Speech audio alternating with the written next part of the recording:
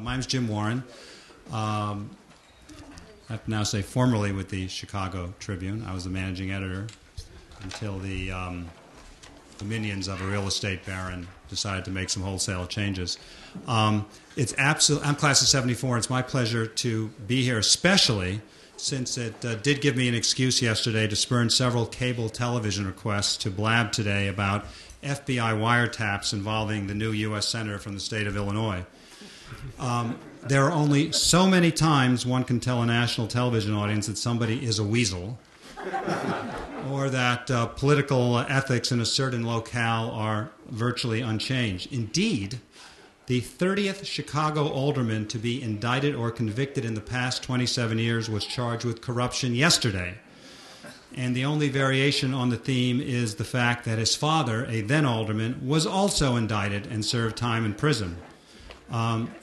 So looking out here, if some of you indeed are the beneficiaries of Amherst bestowing legacy admissions, I guess Chicago can now boast something akin to, legacy prosecutions. What has changed, however, is the national background, the background for our conversation today, for what I hope will be a really interesting one. The country has, by and large, taken a turn to the left. Partisan identification by American voters has moved dramatically from the virtual parity of 43% Republican and 43% Democrat shortly after 9/11, 43-43, right after 9/11, and thus at the height of President Bush's popularity, to a really head-turning Democratic advantage today of 53 to 36, a 17% split, or the biggest we've seen in 2 decades. The data is really unequivocal when it comes to the Republicans squandering a clear opportunity to exploit and build on the huge support for Bush after the World Trade Center and Pentagon bombings.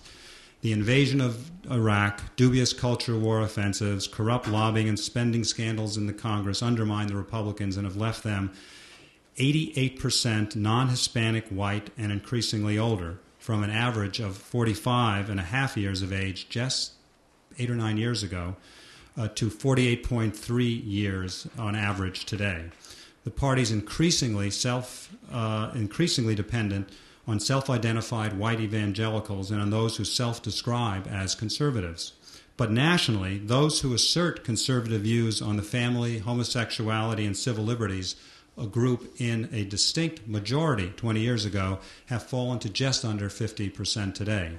In sum, the Republican Party is getting grayer, more homogenous, and not reflecting the racial and ethnic diversity of the general public.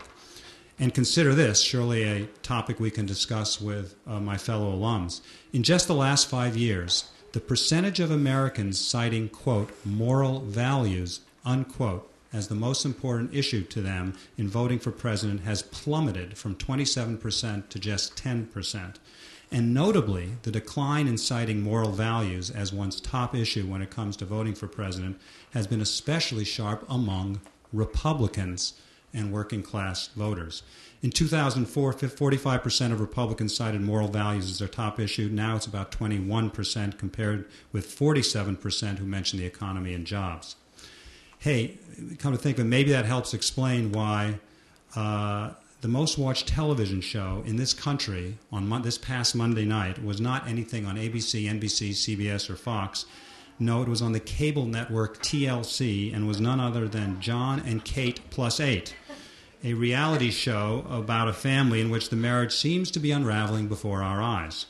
Not only are Americans apparently not bothered by this intrusive look into mounting domestic disarray, but they are apparently reveling in it on Monday nights. As far as Republicans, whether or not, I'll have to ask these guys whether they watch John and Kate Plus 8, one might also note that while identification with the Republican Party is headed south, literally and figuratively, with the Republican Party now more dependent on the South than at any time in its past, the actual percentage of American voters who say they are conservatives has actually remained pretty consistent through this decade. In a recent Pew survey, 38% of voters describe themselves as moderate, 37% as conservative, 19% as liberal. Basically the same split revealed in every Pew survey since the year 2000. It might also be noted that while the Democrats have made huge gains when it comes to party identification, it doesn't necessarily mean they have a mandate to move to the left on all issues. Many new Democrats aren't all that liberal. certainly not as much as traditional Democratic diehards, so that the new recruits have distinctly more qualms when it comes to expanding health care, on progressive taxation, and on a stronger social safety net in general. Indeed, perhaps the most head-turning revelation in some recent polling is that the overall balance of American public opinion on the government's responsibility to provide for the neediest among us has actually shifted to the right, and this is happening even in the midst of a severe recession. That rightward shift is sharpest among self-identified independents, with just 43% of them saying the government should help more needy citizens, even if it means going deeper into debt. That's a decline of a very notable 14% in just 2.5 years. The number of independents who favor guaranteeing food and shelter for all has dropped 13 points from 71% to 58%. In our discussion today, I might want to touch on this rather unsettling trend, perhaps asking if conservatives truly believe the free market can deal with the neediest, on whether we just simply shouldn't care. All those figures just might serve as, I think, flashing yellow lights to the Obama administration, even as it is riding high and as conservatives are clearly agonizing in a most public way. On talk radio, op-ed pages, think tanks, and cable TV, there is much chatter about reinventing the party and fashioning a new brand of conservatism. There has even been gabbing about being smaller but somehow more ideologically pure. Forget about big tents, just bring in, breed diehards, even if they only fit into the few public phone booths which remain. And it somehow reminds me, I don't know if anybody remember the movie Ninotchka with Garbo, where the communist representative she plays says at one point, quote, "The last mass trials were a great success. There are going to be fewer but better Russians," unquote. And I wonder whether that's what conservatives are sort of hoping for. Well, I have no clue whether our panelists share Garbo's vision of fewer but better Russians, but suspect this is a somewhat ambiguous time for them, and not just because they return to an absolutely wonderful community here where, at least among the student body and faculty, there is surely a general political and social consensus at variance from their own personal philosophies. So I think it's a wonderful moment to check in with smart people from what might be deemed an amorous minority and take their temperature. Bill Tucker has been a freelance journalist for 25 years. His work has appeared in Harper's, The Atlantic Monthly, American Spectator, Weekly Standard, National Review, New Republic, Reason, Reader's Digest, and many more publications. He has written books on crime, housing, environmentalism, and co-authored ones with politicians, including one Newt Gingrich. You remember Newt Gingrich, do you not? Former Speaker of the House, who seems to be enjoying a certain resurgence these days, whether he's opining on health care or calling for the President's Supreme Court nominee to step down about 5 or maybe 6 minutes after she was announced. His current book, Terrestrial Energy, is about nuclear power. After picking up her BA here, Susanna Black got a master's in early modern European history at BU, focusing on 18th century British coffee houses in that long ago, ancient, pre-Starbucks era of Western civilization. So quaint. She has admirably avoided favorite alumni careers such as medicine and law, and instead labored as assistant to a private detective, as a production assistant on the science fiction channel's version of Dune, and very briefly, she swears, as a costumed role player at Mystic Seaport. She now writes teacher certification tests for Pearson Education and presumably each day dresses as a teacher certification tester for Pearson Education. You surely know those costumed role players. My classmate and former and fellow Chicago resident, Dick Lipton, is a prominent tax lawyer in town with lots of work in structuring real estate transactions, including workouts, tenant in common, and like-kind exchanges. He's done much work with real estate investment trusts, real estate funds, and investment in real estate by tax-exempt organization and foreign investors, the tax consequences of bankruptcies, and a load of other tax accounting issues. He's the former chair of the American Bar Association's tax section and chairman of the American College of Tax Counsel. Given the many problems Obama nominees have had in the early going, in one particular area, I may have to ask him if his practice includes handling nanny taxes or the lack of payment of nanny taxes. So let's start first with Bill, then Suzanne, with Dick cleanup. They're each going to talk for maybe 7-8 minutes, and then we're just going to open up to everybody. Bill. Okay, great. I think you want us to do a little personal odyssey to start, and then if you think I was insufficient, I thought we were going to get to the substance of your place in this culture. Yes, we were instructed to give a little bit of a personal background, so we're going to follow our instructions. Well, yeah, I'll just start briefly. The good Nazi theory. I was a liberal in college and for a long time afterwards, and I was very involved. Let's see, I went down to Mississippi in 1964. That was very exciting, and then I came back to graduate school. I went down again. I want to pick out the moments that got me thinking. I was back down in Alabama in 1970, and I was working for a welfare rights organization. I was going around trying to get people on welfare. And I remember going into a field of an independent, very elderly couple, independent, actually owned their own land there. And I just saw them, and they were out working in the field. And I gave them my spiel on welfare and how wonderful it would be if they got on welfare, and how much money they could get and how they were eligible because of their age and everything. And as I stood there, I realized the guy had tears in his eyes as he was listening to me. And as people tend to be very polite in the South, they were very, very, very polite and said, thank you very much, but we're not interested. And I walked away from there and I realized, what I've just done, this guy is so proud, this guy and his wife are so proud that they've managed all their lives. They have their property here, they have their own living, they work hard, they probably raised a family. And here I'm coming and telling them that they should get on welfare. And it really kind of undoes everything they've worked for their entire life. And this is why they were so politely turning me down. And I just walked away and I just said, I wonder if I'm really doing the right thing down here. So that sort of got me thinking. And I began to realize that this whole business of self-sufficiency and making your own, doing things for yourself, probably had some meaning, more than I had realized to that point.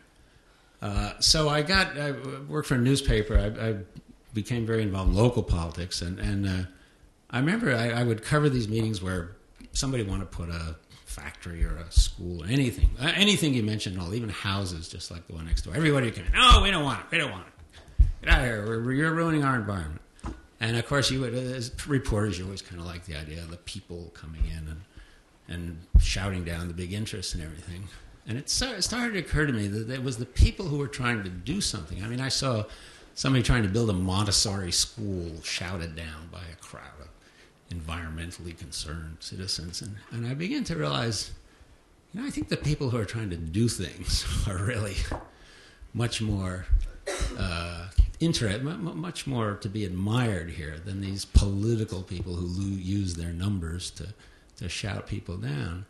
And I became very interested in entrepreneurship. This was about 1974, 75, when nobody really was talking about it or thinking about it. And I kind of became, I kind of became interested in the idea of entrepreneurship. I began reading about how businesses were founded and stuff. And I gradually began to come around to the idea that maybe that this business of enterprise really had something to it.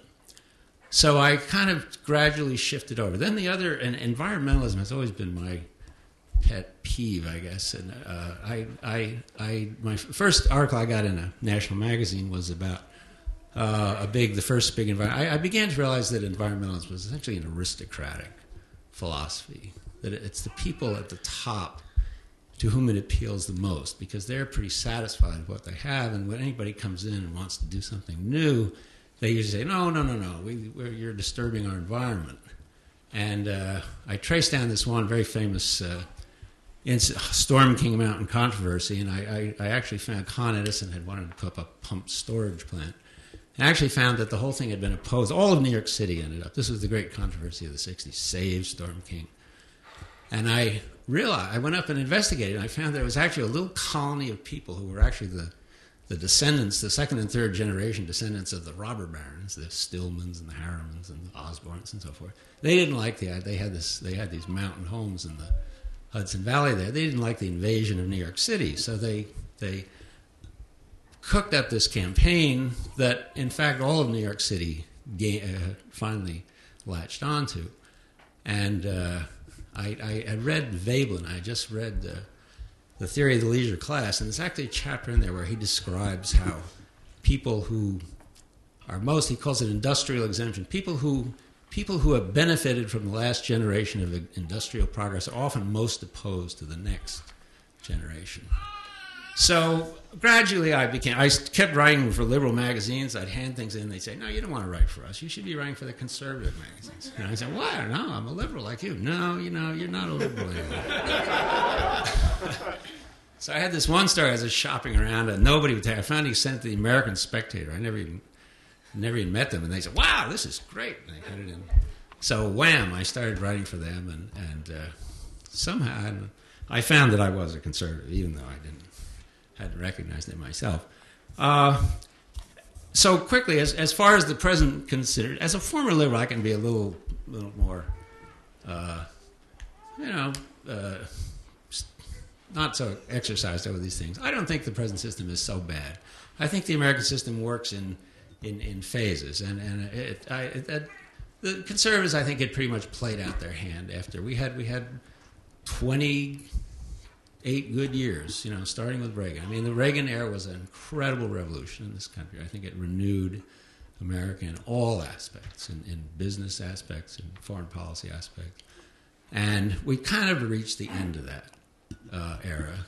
And I don't think it's so bad that we have a very different administration now. I think there are issues. I think there's a very nice article in the Weekly Standard this week, Reagan in 1977, how to oppose. I don't like this.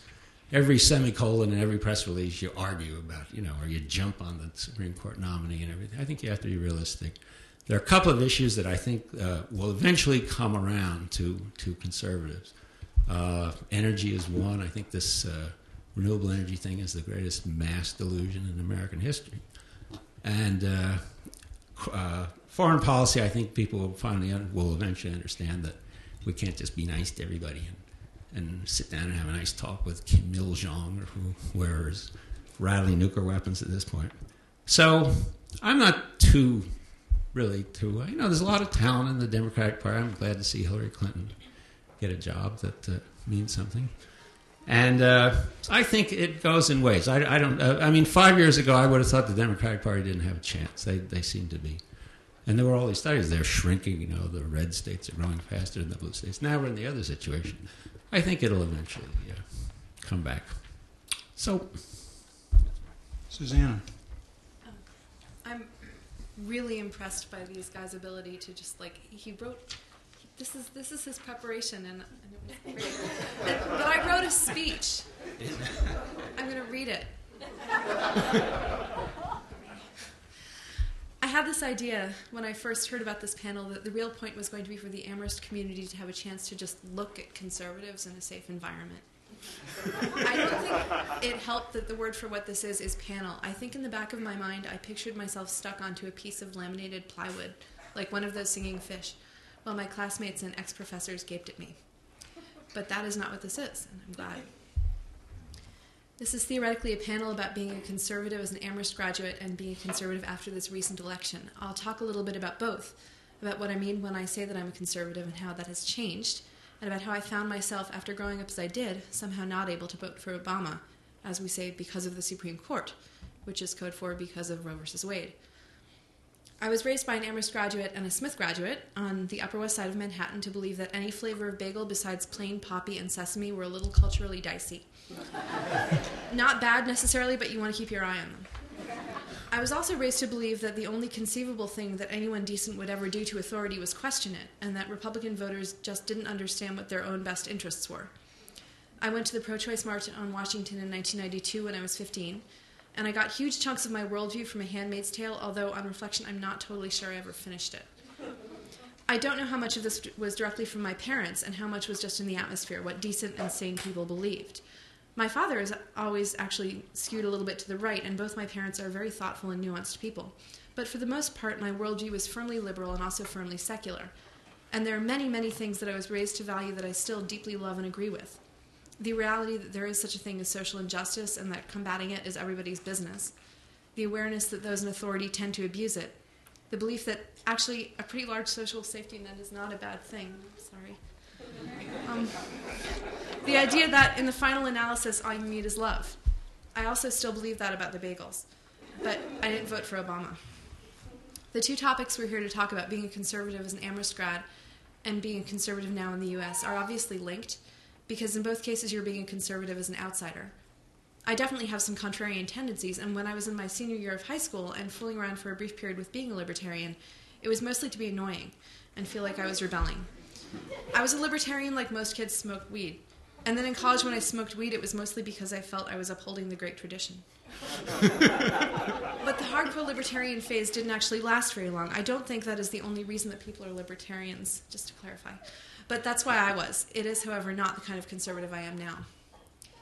At Amherst, what was good in my libertarianism got folded into a deep love of Enlightenment rationalism and John Lockiness, that whole vision of being able to sit down in a coffee house with a huge stack of paper and a freshly sharpened goose quill and rewrite the world from the ground up. I loved that feeling of boundless and perhaps over-caffeinated energy that you get coming out of 17th and 18th century England and Scotland. I still love it. I just don't buy it as much anymore because that's not the kind of conservative that I am now either. I actually can remember this moment about 5 years ago when I realized that I had to kind of let go of that degree of anti-authoritarian, energetic self-sufficiency. It was like breaking up with John Locke. And it was sad because there's something that's so bracing and challenging about it. It is a political philosophy that believes in you and expects you to do well. The message of that style of conservatism is actually very similar to the message of Amherst. Something like, you have an immense amount of promise and you show early signs of success, so go out and do something really, really impressive. Ideally start a utopia. Although NGO work would be acceptable, as long as you are also traveling a great deal and getting paid for some kind of creative work, as well as not neglecting your personal life, all of which must be able to be communicated in 3 lines or less for the alumni notes. And please be slightly ironic and self-effacing, and if you are not all these things, it is your own fault and you have failed us. The key question in this kind of conservatism, which is actually, of course, 18th century liberalism, is whether obligations can only exist if they're freely chosen, or whether you can be born into them. With the social contract vision, you couldn't really be born into obligations or into relationships. You had to contract into them. But the flaw in Locke's reasoning is that if you can't be born into obligations, then what makes you think you can be born into rights? The kind of conservative I am now is the social kind, the kind that thinks you can be born into both obligations, relationships, and rights. That's the kind of conservative that has Christian after it, because in grad school I converted. Or at least converted more. It's a bit unclear, because I was baptized when I was 16 after reading a batch of C.S. Lewis that, in fact, my dad had given me. While I was at Amherst and being all Enlightenment liberal, I'm not sure what was going on. I remember being really annoyed at the Amherst Christian Fellowship. I've actually, since I moved back to the Pioneer Valley to help plant a church, apologized to Paul Sorrentino for my pompous, judgmental attitude during college, which he was somehow not aware of, primarily because I don't think we ever met, and also because I mostly just muttered snotty comments to my friends who shared my opinion about the fundamentalists. But then there was grad school, and in grad school, part of how I experienced the process of becoming more of a Christian was a worldview realignment. This basically happens to everyone who converts. You have all this new data about the world that, based on your understanding of how God works, you now deem to be trustworthy. The Bible, Christian tradition, to some degree, the assumptions of whatever church community you find yourself in. Your understanding changes as you go along. You figure out that, hey, a lot of the things that this church community said were non-negotiables, were really just cultural. Or, hey, this way that I was understanding some aspect of how to live as a Christian was being influenced by other assumptions of mine. For what it's worth, the linkage between Christian conversion and moving to the right is absolutely not always there. An ex-roommate of mine actually became far more liberal when she became a Christian. She had been raised as an army brat, and although her parents weren't particularly religious, they were very Republican. She started following Jesus more seriously. Actually, part of her story involves a kind of dramatic healing. When I first met her, she was in a wheelchair, and the year we ended up living together, she and another roommate ran the Boston Marathon. And she found that she couldn't make Jesus' teachings square with her parents' brand of republicanism, which was very hawkish and super individualist. So she voted Democrat in the 2006 elections, which was this quite difficult big deal for her. But for me, my worldview shift felt like, oh my gosh, now I'm really becoming conservative, and I didn't know where it would end, and it was kind of uncomfortable. When your loyalty shifts to, at least in theory, and that's a huge caveat, Jesus before anything or anyone else, that means that you need to be willing to put all your beliefs about how the world works on the table and not know which of them you're going to go home with. I describe it like this terrifyingly heroic act of the will, and that's not what it was. For me, some of the beliefs that I have now that are called conservative came as I felt God gently pushing my logic forward to where I would not necessarily have been comfortable taking that logic before. But it wasn't just logic that he pushed forward, it was emotion too. So that for the most part, I began to believe and to love what I believed at the same time. Sometimes the love came first, and sometimes the belief came first. And for some things, I still don't have the love.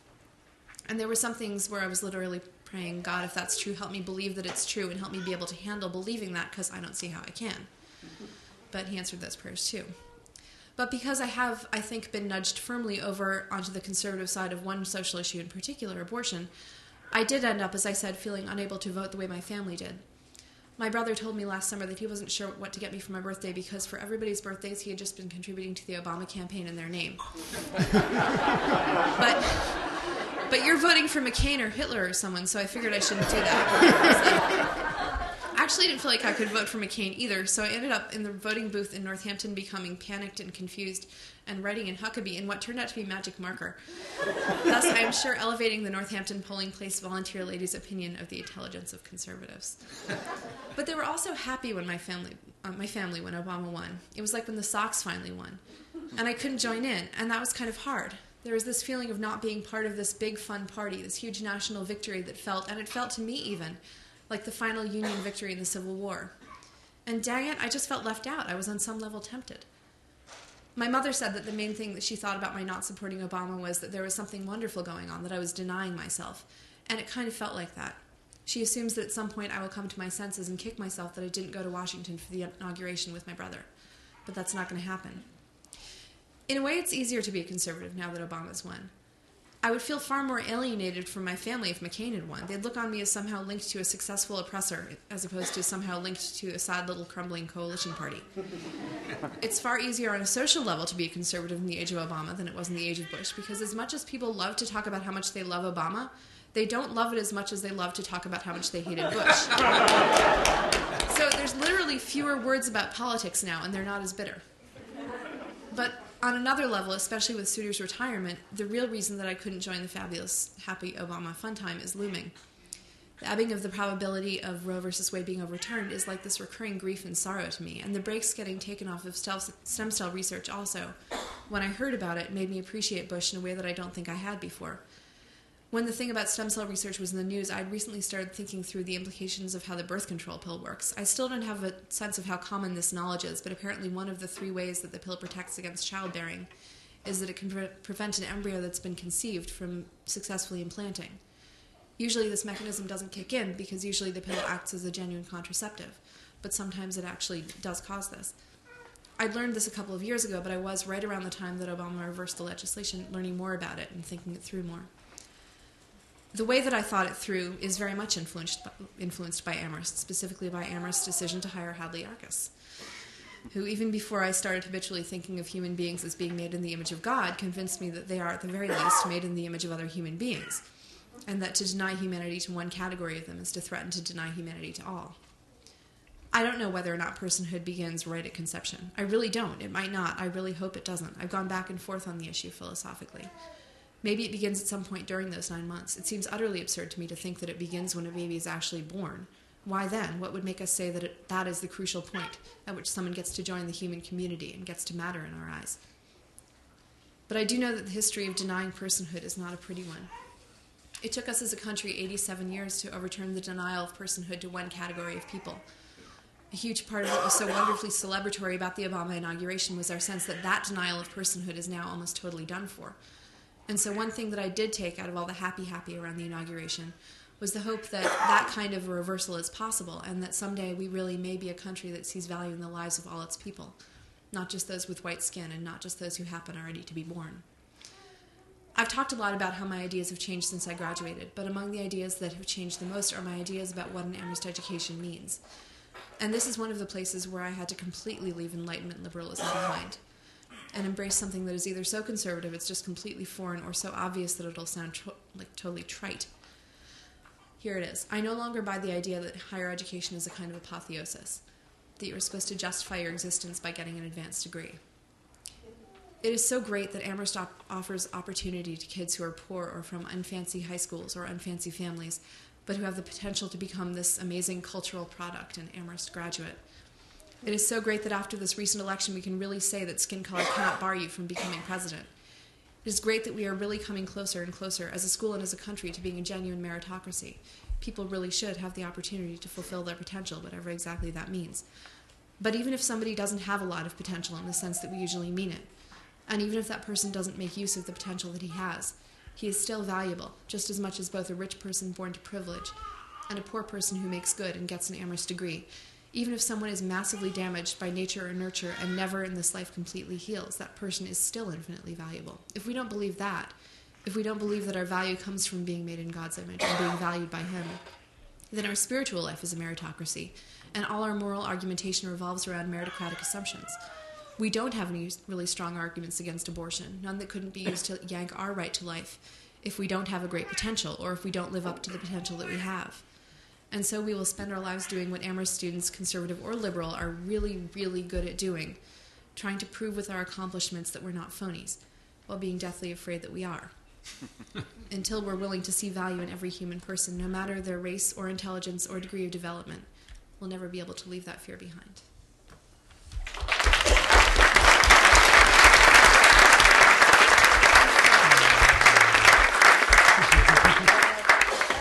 Hadley, thanks for coming. I'm glad you caught that. Thank you. Dick. I arrived at Amherst in 1970 during the middle of the Vietnam War as a conservative kid from rural Ohio who was totally enthralled with Ayn Rand and libertarian thinking. But I was immediately exposed to totally different thoughts. But what I remember most clearly in my freshman year was one paper.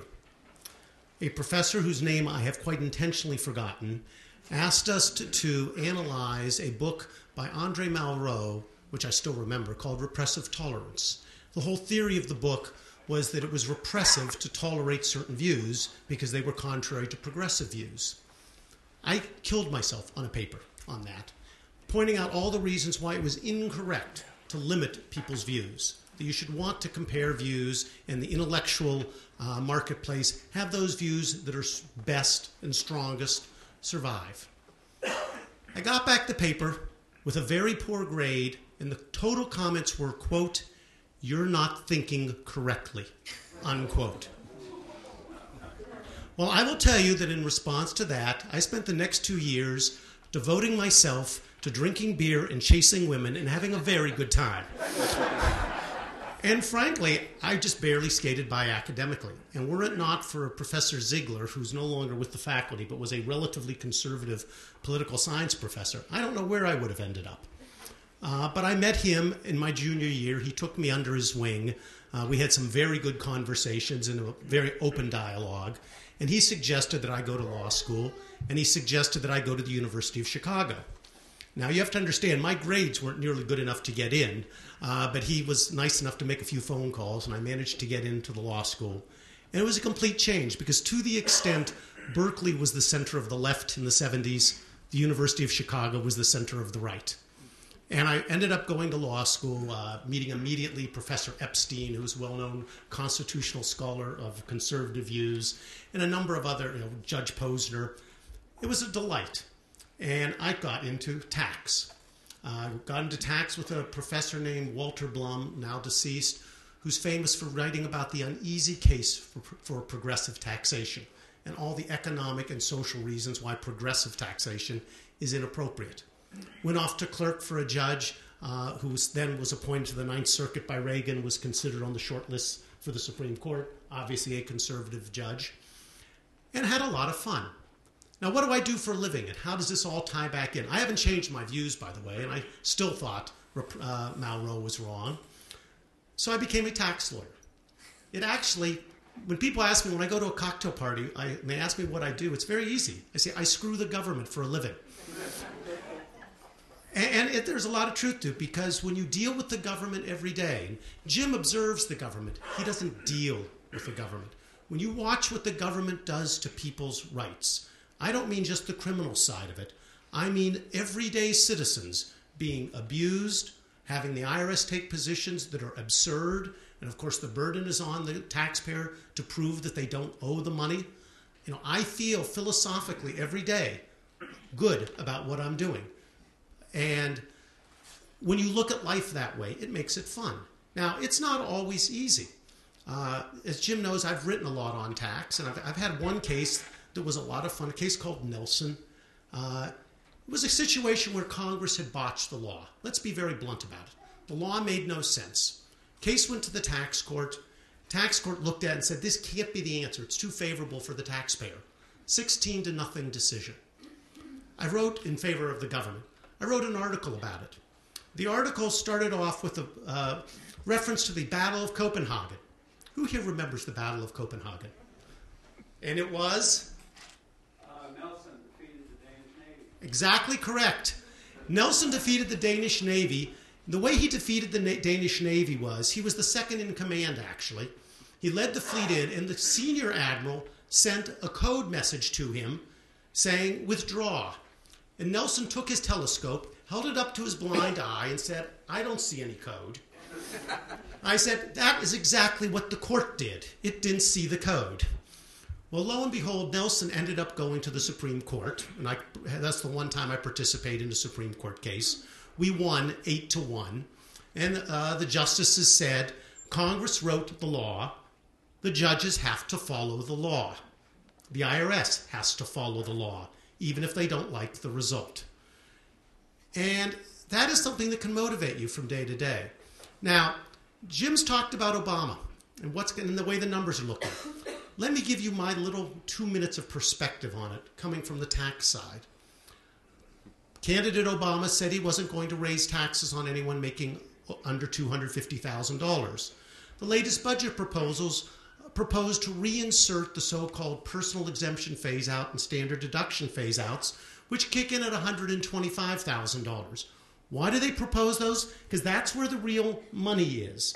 But when everybody who makes under $125,000 as a married couple finds out that their taxes are going to increase by about 3 or 4%, simply as a result of that change, they're going to be a little bit surprised.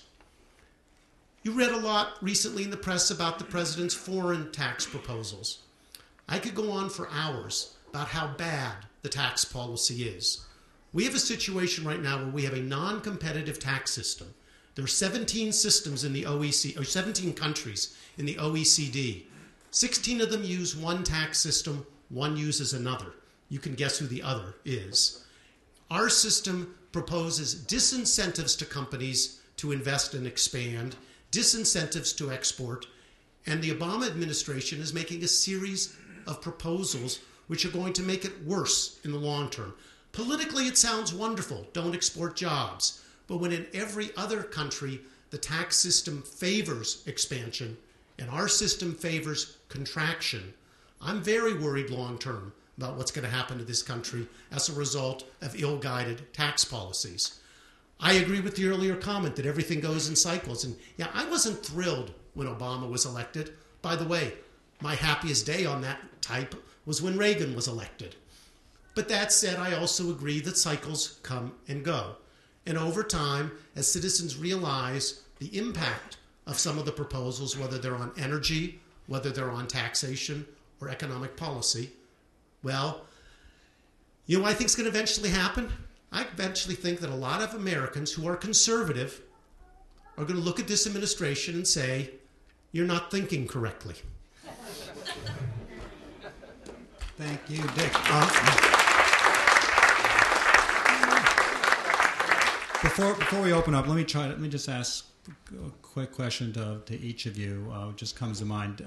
Dick, I will stipulate to the inanities of the Internal Revenue Service, and you know 20 times more about it than we do. But couldn't you argue that we have just come through, or in the midst of a period, a combination of financial crisis and recession, in which insufficient government regulation played a significant role? That we've gone through a period in which there are vivid examples of the free market not working. No one less than the aforementioned Judge Richard Posner, I guess a teacher of Dick's at the University of Chicago, one of the most preeminent and arguably the most influential legal academic and judge of his generation, has a book out now making that case of the failure of the free market. Now, in subsequent back and forth and various journals and blogs, he's sort of tapered that a little bit. But what do you say? I agree that there are free market failures. I'm the first one to acknowledge that. I'm not opposed to regulation per se, but regulation needs to have a purpose and limitations. The real trouble you have is that government is, in the end, how do you put it nicely? It's a giant bureaucracy. It stifles innovation and growth. And you need to have a good balance between the two. There's no question that the free market led to some of the issues that we now have, and some of it was inappropriate social engineering. Let's face it, a lot of the problems we have with the mortgages that fell, the subprimes and the Alt-A's, were loans being made under political pressure by Fannie and Freddie to people who they shouldn't have been lending to in the first place. But that was politically driven. I'm not going to say, and by the way, if you haven't noticed, I didn't say anything about the Republicans. I think there's been just as many faults and blames on Republicans in this process, and there was just as much pork and gerrymandering on the Republican side as on the Democratic. What you really need is to look at what is an efficient economic policy, and an efficient economic policy with regulation is the goal. Unfortunately, I'm worried the pendulum is now swinging way too far the opposite direction. Susanna, you, despite your seeming qualms about the value which a society holds higher education, you did give a rather vivid example, given the relationship between you and Hadley Arkes, of the impact of this place on you. Are there ways in which the views you hold now are in contradistinction to what you heard here? From Hadley or in general? No, in general. I mean, I guess other than the thing about abortion, I mean, I didn't even go into the whole part about where I started to think that there was something to be said for traditional gender roles. And then I got really scared that Gloria Steinem was going to find out and I was going to get in trouble. Yeah, that's another piece, I guess. And before we open it up, Bill, just can you please expand on your notion of the elitism of environmentalism? I think there's always been an environmentalism. It's basically been the aristocracy. You had the landed aristocracy that was very much opposed to industrialization. One of the greatest environmental tracts in American history is "I'll Take My Stand," which was written by the group of Southern poets, some of whom were influential in our English 1-2 class here. And it was an argument against industrialization of the South. It was published in 1930, and if you read it today, it is pure environmentalism. It just says, why do we need all this gimcrack? The famous phrase was, throw away that radio and take that old fiddle down from the wall. Let's go back to the good old ways, and all this industrial gimcrack, and it's all this progress business just carries us forward to destruction of the landscape and everything.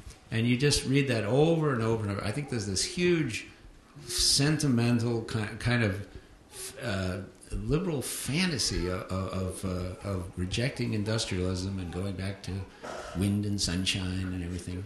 I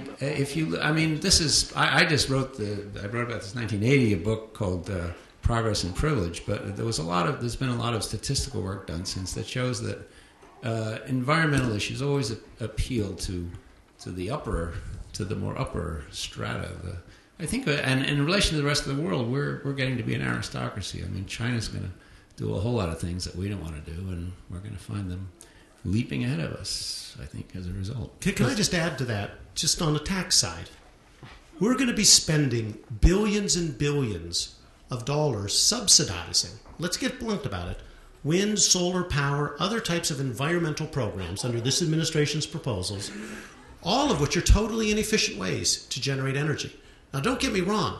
I'm one who thinks that we need to have an energy policy. We need to have an energy-related tax policy.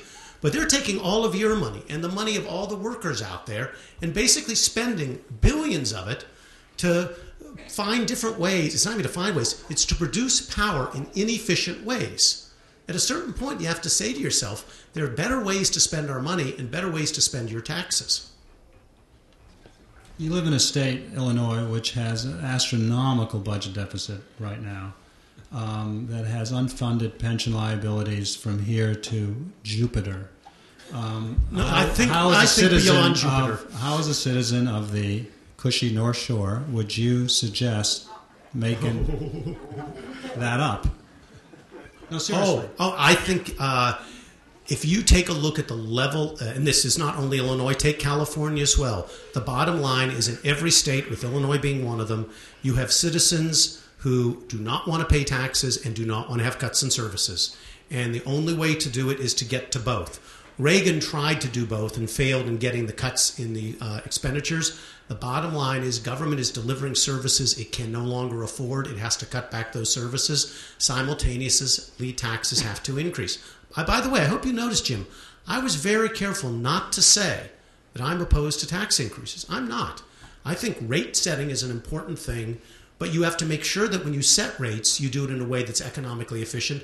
But you can't just tax people in order to provide services that they really deep down don't need. Yes, they may have gotten used to them, but the bottom line is, if it were any type of a private industry, you would say that there are things that need to be cut. Let's open it up.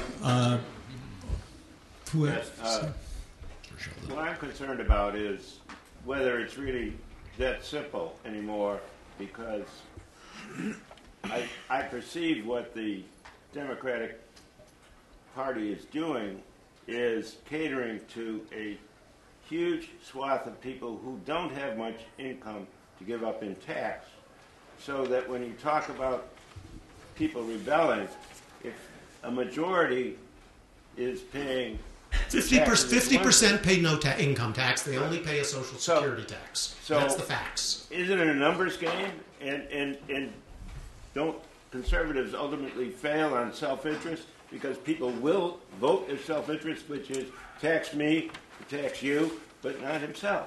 Yeah, don't tax me, don't tax you, tax the guy behind that tree. Bottom line is there's not enough tax rate that you can impose on the rich. I mean, it's the Wall Street Journal has repeatedly shown. You put 100% tax on everyone making over $250,000, it does nothing to the deficit. 100% tax rate. The real thing we need, since Bush won, there have been detailed analyses by both Democratic and Republican panels on how we need to fix our tax system.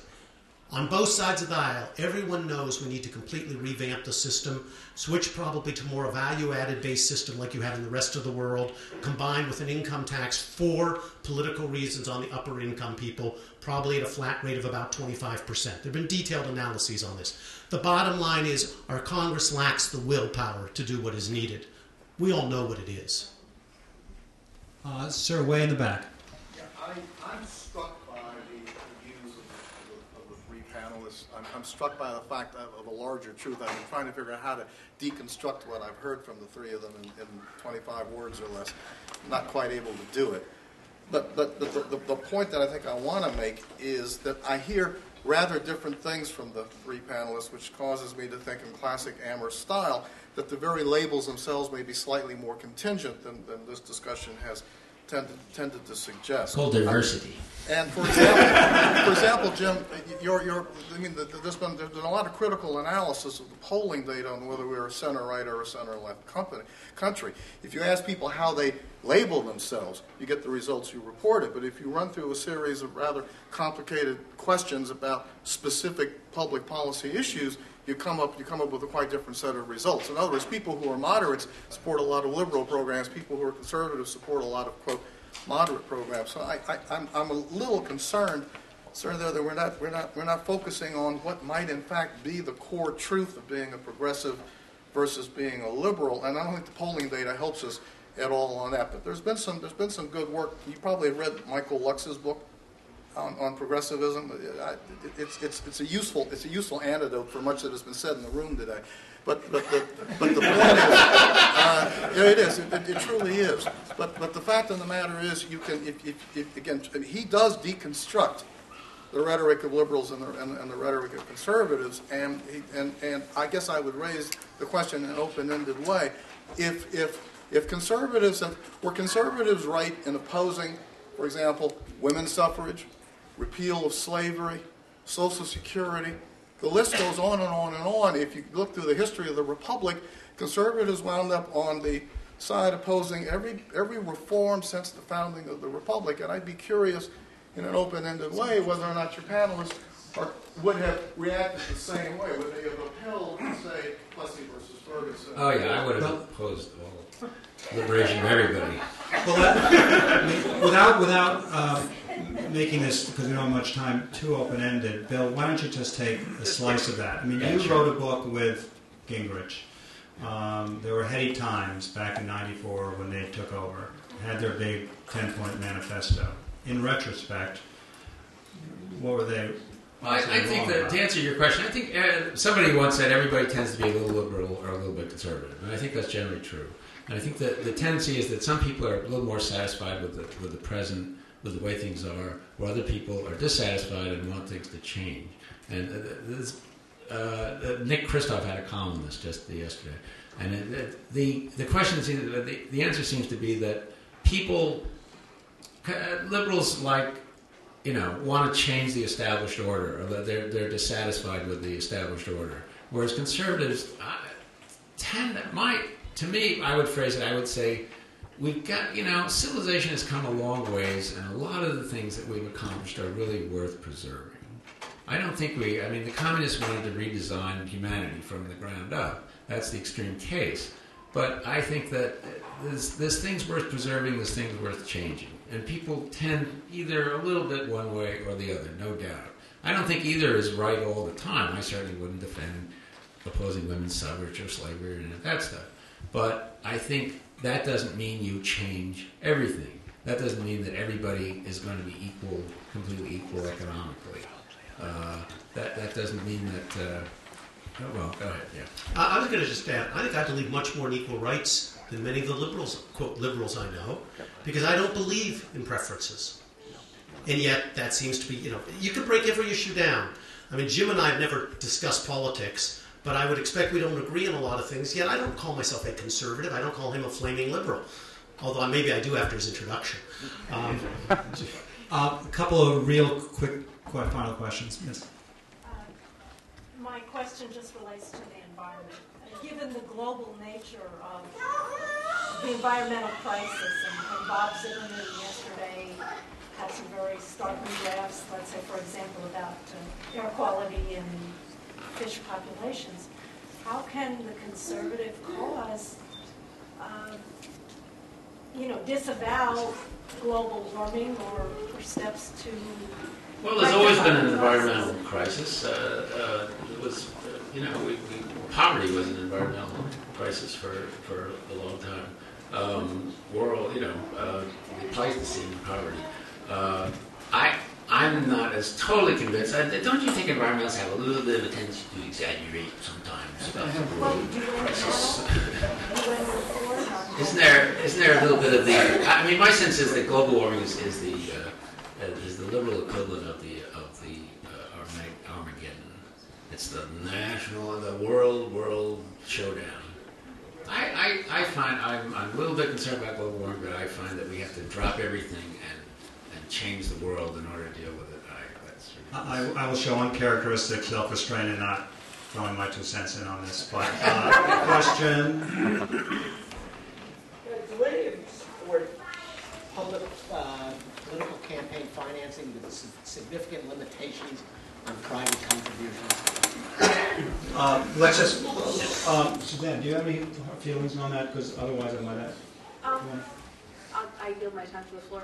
Maybe, Dick, you live in a state with absolutely no limits on contributions. I think one of 3 or 4 left, and I think it would be naive not to think that there's a cause and effect, given what's happened, given the amount I think limitations on campaign contributions are the best incumbent protection act you can enact, and the only way to get real change and real voices is to allow people to spend money. So yes, I do not support it. I understand my colleagues' view of Illinois politics. I think it is there's a reason every incumbent wants to vote for that legislation.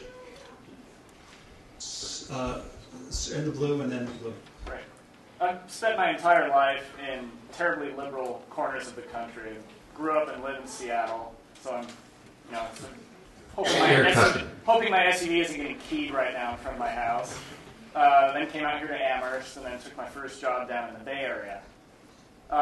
So much of my life, there are certain things you don't open your mouth and say some of the tax stuff you've shared, Dick. You sure as heck don't call into question, pardon me, You never question global warming. You should drive a Prius, John. Do you see a Republican Party emerging, or leaders emerging, who can sort of marry Arnold Schwarzenegger-type Republicans with the South, build a coalition that's a big enough tent to have some appeal in places where Republicans have no appeal right now? I think it'll swing around. I think this whole renewable energy thing is going to collapse in about 5 years, and people are going to say, what the heck was that all about? I think that the idea of government running General Motors and subsidizing the UAW into eternity is going to begin to lose its appeal as well. People are going to be wondering, how do we get into this? And I think, give it a chance to play out. I don't think you have to fight in every semicolon, but I think things will react. That's it. I'll make a bet right now on 2016. I'll take the Republican side of it. I do think this is a ways to go. I'm in complete agreement. I think we're in a phase now, and that's fine. And you almost need to see what happens. And I agree with my panelists completely on that point. If we make it real quick, because... I'm sorry. Yeah. Addressing the panelists' expressed interests in, social conservatism, environmentalism, and tax policy, could I ask, isn't it true that the traditional conservative, even Republican, policy in this country regarding taxes for the federal government has been to favor the adjustable national tariff, or what we might call the fair trade tariff nowadays? Also, couldn't I ask, isn't that very much in keeping with what would be advocated by such Southern agrarians and contemporary pro-agrarians and conservatives as Wendell Berry, the Southern agrarians mentioned before, Mr. Weaver, and the E.F. Schumacher Society? And could I ask you, is the website for the E.F. Schumacher Society smallisbeautiful.org or smallisbeautiful.com? Thanks. I don't know. I would guess org. These things all shift. I mean, one of the people that conservatives rely on most is Thomas Jefferson, because he was small is beautiful. He wanted to keep America. He didn't like big government. Probably the biggest New Dealer in history was Alexander Hamilton and Henry Clay, who wanted the federal government to basically run the economy. So I think the things go round and round and round. And I think the issues, I would rather just stick to the issues, principles, and I think now the principle of Republicans is enterprise and low government. Maybe a final question. I want to give Susannah a chance here too. Susannah, make sure I understand where really are the fault lines between yourself and a guy like Obama, as you see it? Well, they're not on taxes. It's really almost entirely the abortion thing, and beyond that, other socially conservative issues where I would really come down, if it came down to something between Hamilton and Jefferson, I would go with Jefferson, but not theologically. And if it came down to supporting Southern agrarians or Richard Weaver or the Schumacher Society now, I'd be all over that, and that's where we would part ways, because it is romantic and it is head in the clouds, and it is conservative in the sense that Russell Kirk talked about, preserving things that wouldn't be able to be preserved if you let everything be as efficient as it possibly could. But I'm not sure that I would want to live in a world that was as efficient as it possibly could be. I'd love to continue, but we really were under orders to leave at 5, and I want to first thank all these guys and promise when we next convene, I promise we'll get the right address for the E.F. Schumacher design.